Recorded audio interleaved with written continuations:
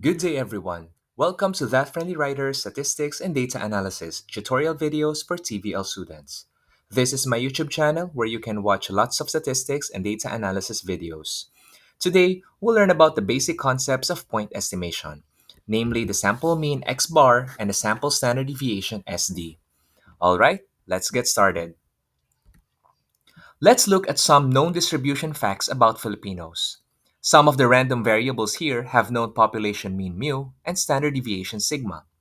For example, we already have records about the average height of Filipino males to be mu equals 165 centimeters and standard deviation sigma equals 7 centimeters. So is the average height of Filipina females to have lower values. We also have records of blood pressure of a typical Filipino person to have an average of 120 mmHg with standard deviation of 10 mmHg. Because we know the parameters of this distribution, we can easily describe the given population. However, in more cases, we only have knowledge of the population average, such as the average monthly income of a Filipino family to be 15,000 pesos, the average IQ to be 97 points, or average age of death of a Filipino. We know these averages, yes, but the standard deviations are not available to us. A bigger problem is when we don't know both mean mu and standard deviation sigma, such as the distribution of an entrance exam score of a local nearby college, the length of a galunggong fish being raised in a river, or the heart rate of our pet dogs and cats. In such cases, how can we proceed if we do not know these values? This is the beauty of estimation. We attempt to estimate the unknown mean mu and the standard deviation sigma by ourselves. One such method of estimating is using point estimators. If the population mean mu is unknown, we can rely on the sample mean x bar. If the population variance is unknown, we can get the sample variance instead.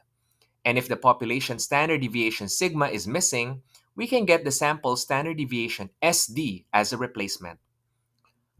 What makes this point estimator special? Because these are considered UMVUE. What does the acronym UMVUE stand for? First, the estimators should be uniform or consistent. We know that an estimate will most likely have an error. Error is the difference between an estimator and a parameter. But when we increase the sample size, this error should become smaller and smaller. Second, these estimates should have a minimum variance or the lowest possible variance, which result in more consistent values. And lastly, these estimates are unbiased. The long-term average of the estimators will eventually equal to the parameter itself. So, point estimators are considered UMVUE because they are literally the best guesses for an unknown population mean and standard deviation parameters. For example, if we wish to estimate the mean mu, we can use the sample mean x bar as its UMVUE. Thus, x bar is treated as mu hat, which is a symbol that shows it just estimates the real mean mu. The sample variance is the point estimator for the population variance. The formula process is exactly the same, except that the divisor this time is no longer the number of values, but by its degrees of freedom n minus 1. We will discuss it at a later lesson. But just remember for now that in getting the sample variance, we must divide it by 1 less than the sample size, because this provides a much better estimate than dividing it by n. The sample standard deviation is still the square root of the sample variance. And because this is an estimator for sigma, we place a hat over it. So SD is called the sigma hat, which means its value is only an estimator for the real population sigma. So these are the point estimators for mean mu and standard deviation sigma. Let's have an example. The school principal wants to test 5 random students for English proficiency. Calculate the point estimates x bar and SD. Let's estimate mu. We write mu hat, and this is equal to x bar. We know how to compute for x bar by now, and our mean estimate is x bar equals to 26. Next, we calculate the sample variance. To get the variance, we get 35 minus 26 as 9, then 9 times 9 equals 81. Thus, 81 is the first value. Next is 30. Subtract it by 26 to get 4. Then multiply by itself 4 times 4 to get 16. The next values are both 20. So 20 minus 26 is a negative 6. Then multiply by itself to get 36. And lastly is 1. The sum of these values is 170. Where do we divide it? We divide it by its degrees of freedom, 1 less than the sample size. So we divide it by 4 instead of 5. So 170 divided by 4 is 42.5, and this is the sample variance. Lastly, we estimate the population standard deviation. We use the symbol sigma hat. We just get the square root of the sample variance. In this case, get the square root of 42.5.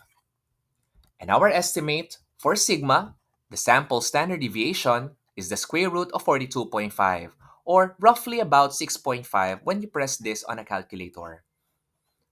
There we go, the point estimates. An x bar of 26 is our best estimate for mu, while SD of 6.5 is our best estimate for sigma. In fact, we can even estimate the normality of the graph if we can safely assume that the random variable is normally distributed. Because these are exam scores, it probably is a normal distribution over a large data. Therefore, we can place the estimated mean score at the center. The estimated standard deviation shows the spread of the exam scores. We can even show that probably 68% of the students got scores between 19.5 and 32.5. And the greater majority, 95%, somewhere around 13 and 39. Of course, our process of estimating the mean and SD was just limited to a sample size of n equals 5. So sample size n has to be mentioned. This is the beauty when we can estimate mean and sigma of a distribution. However, we have to remember that the usefulness of these estimates is as limited as the sample size that we may have. If we have a larger sample size like 15 or 20, our estimation values may be different, but better, because we now have a larger confidence due to a larger sample size. So always, always, always declare your sample size. And if possible, do get a larger sample size. There we go, point estimates. Here is a practice that you can work on. Pause to try this for yourself. This next slide poses a little challenge by working on larger sample sizes this time, and decimal values may be encountered. I have posted the answers, but dim them, so you are guided whether you did it correctly.